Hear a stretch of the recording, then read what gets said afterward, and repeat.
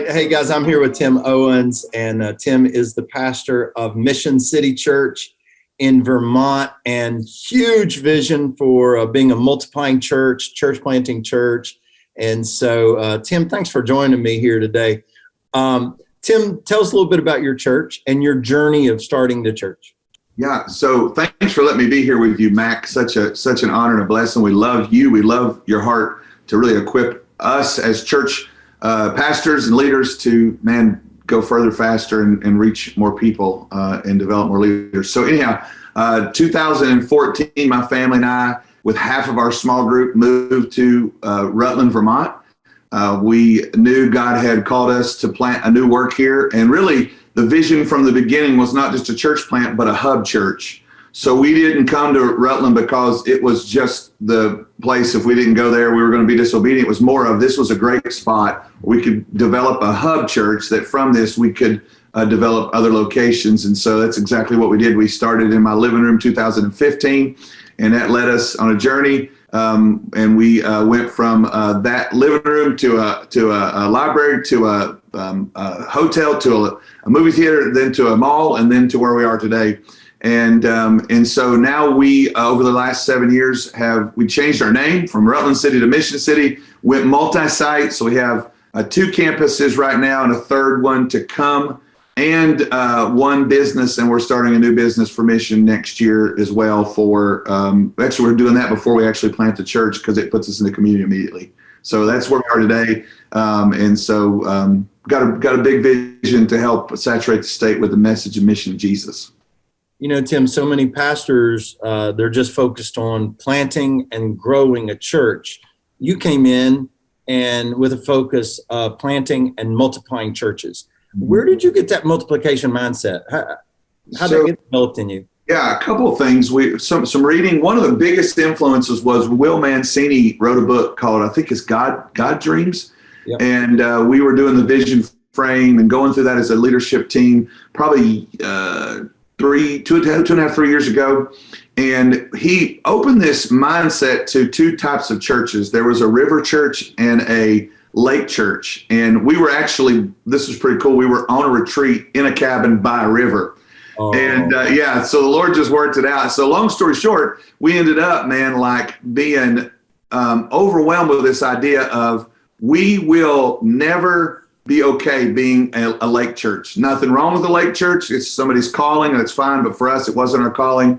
And then also about that time, I went to a sin gathering from the North American Mission, sin gathering. And Dahadi Lewis said something I thought was so powerful, and I'll never forget it. He said, we're okay to never be a mega church, but we will be a mama church. And it was all that together that brought us to this place that we said, you know what, over the next 10 years, we want to develop a river of multiplying leaders. This is our vision frame. If I were to give you our 10-year vision, we want to develop a river of multiplying leaders for the purpose of saturating the state with the message and mission of Jesus. So it was like, for us, it was a no-brainer. It hit our heart. It pulled out of us what God had put in us, that we're not concerned about being mega. We just want to be mama. We want to birth and we want to multiply. And everything we do now is for that purpose. Such a great word. Well, Tim, you know, I've noticed the map over your shoulder there, the map of Vermont. Your team made that for you. It is a whiteboard. Tell me what it is, what's on it, what is that vision? Because multiplication is what will make that vision happen. Tell us a little bit about the map. What's that? So the entire state of Vermont, a couple of things that this does for me. I serve as a CPC for SIN Network for the state of Vermont. So what it does for me is it shows me where there is lack of gospel presence. So you can see the top half of that map, Northeast Kingdom, very few gospel preaching churches there. It also shows me the churches that exist. One of the things that I want to do and that we do as a network and then as a church is we try to make sure we can be catalysts not only of planting more churches, but of inspiring and equipping and hopefully encouraging other existing churches to think past just where they are and then moving towards what they can, I'd say, produce and become. And so some of those, the red is future, but the blue are already existing. So we're constantly trying to figure out how can we work with existing pastors to think about the potential of what they can do, not just the potential of who they are. And to think past that, and then to think about a healthy system for that, not just planting churches, but developing leaders. And then the red are future sites that are literally about to happen. We have 3 to 4 in the next 12 to 24 months. And then we are slowly adding some other colors. Actually, on the whiteboard beside me, beside of my other board, you can see there are 5 other locations or 6 other locations. We think, man, if we could plant one church every 3 years, that's for the next 15 years. That's a huge thing in the state of Vermont. That's just what we're trying to own as a church, and on top of what we're trying to encourage and catalyze others to do. And so we keep this before us because we want to make sure we don't forget, and we're always looking forward. And it also gives us a map to where we're going to drive, where we're going to prayer walk, where we're going to build relationships. And that's part of what way we've structured now is this is where I get to spend, I'd say 75% of my time as a lead pastor of the church is really focusing on the future and where we're going to be starting and developing new churches and works. Yeah. Well, I love it because it's that visual is helping you create a culture of multiplication, and it keeps a reminder of why multiplication is so important. I think sometimes the mistake that staff members make and pastors make is, we need to do multiplication so that I don't have to be doing so much, that I can do more pastoral things, rather than, hey, no, I'm doing multiplication. I'm doing leadership development for the sake of multiplying more churches for kingdom expansion. Tim, you're in the leadership pipeline training right now. You're doing the e-course, taking your team through the e-course and working through the different segments. And I know we're still pretty early on with you in that process, but how's that been helpful for you so far? So I was saying this earlier in our call, because we were just doing our coaching call with all of our network churches. It is transforming the culture of our church. So the way people think, the way they act, the way that they lead. I was sharing that earlier. It's helped our leaders begin to think from a lens of who and what am I discovering, looking at people differently when they come into a room, when people attend our church for the first time. We are looking for potential, not just people sitting in pews, but we've become like discoverers of potential. And as they discover potential, then we begin to work towards what I call the dirty work sometimes, the development, because it's not easy. It's hard. You got to spend time. You got to set aside time. The thing that it's helping our leaders do too is to learn to make margin for what's most important to accomplish so the fact of the matter is that we don't watch it. I feel like we'll fill our schedule with so many things we're doing, but we're not making margin for what is actually helping us put the football down the field. Yeah.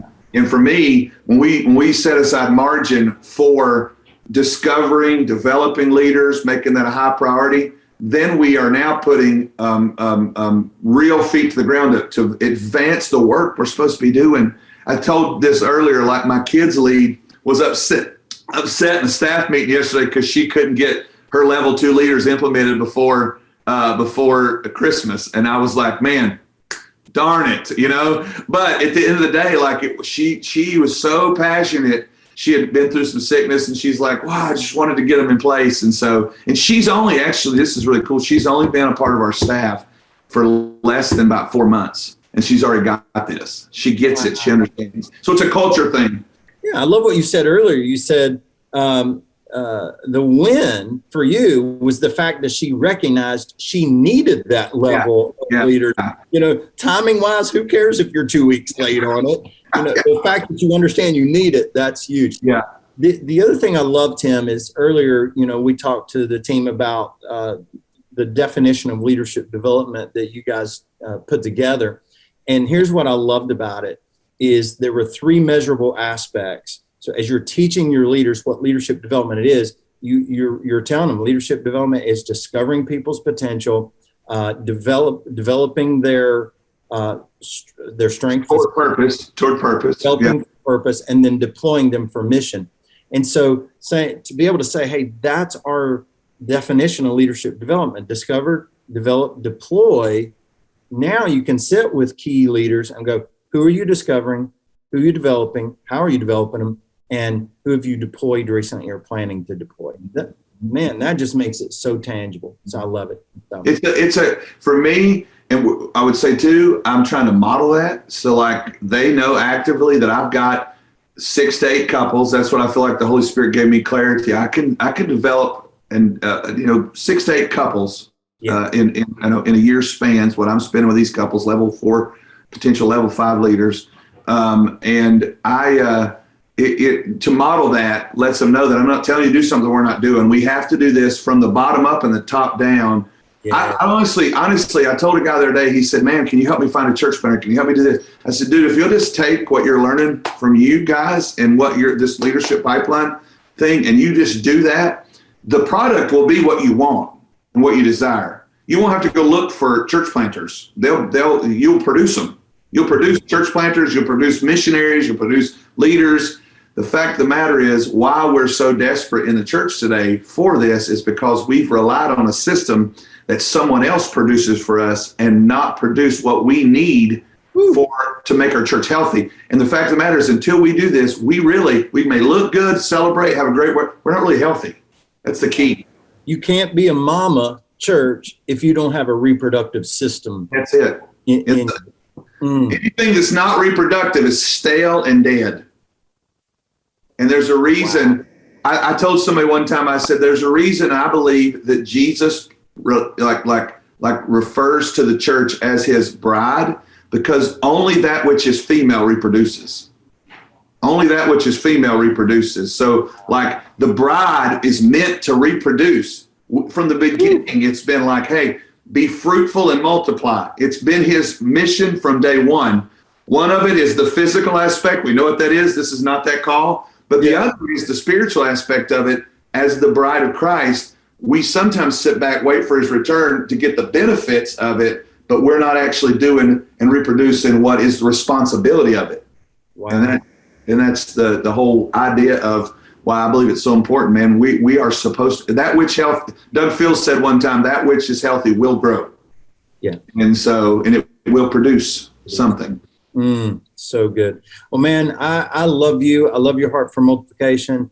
I love the fact that you understand, you feel the weight of modeling it, but you do it with joy. I mean, you want to develop others. No.